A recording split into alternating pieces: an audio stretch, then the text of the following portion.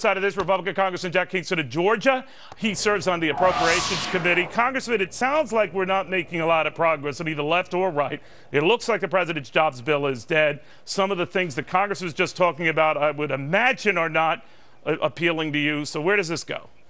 Well, Neil, you know what? We are making progress. We can get things done, and I'm going to outline some of the things. On what specifically? Well, I'll give you small business depreciation, bonus depreciation. It's in the president's package. Republicans agree with it.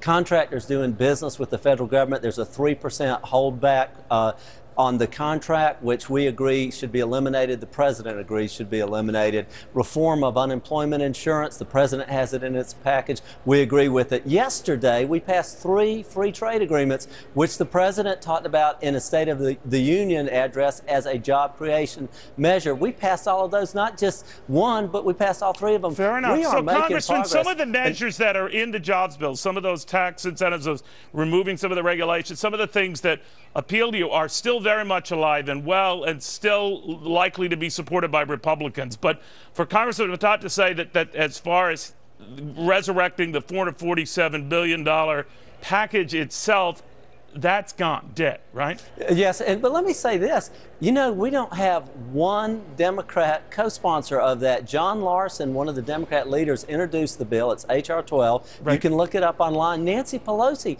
has not even co-sponsored it. So in the House, you would think there'd be 100 Democrats who would rush over to co-sponsor the president's job package. That has not taken place. There are no co-sponsors on it. So then, Congressman, the Republicans are being cast as being the blocker. So that every time Democrats want to offer something, you guys just reject it.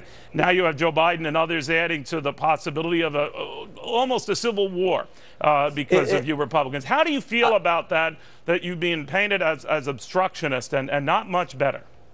I think the jobs bill actually was a political jobs creation bill for people running for the president. And what the president did, he just wanted to kick off his campaign and have a lot of rhetoric. But again, not one Democrat has co-sponsored it in the House. Therefore, it's not a serious proposal. It's a rhetorical argument that the president wanted to rent a bunch of Canadian buses and run around the country in and say that we're going to create green jobs. We've heard that over and over again. There are areas in which we agree that we can pass and we will pass. We proved it yesterday.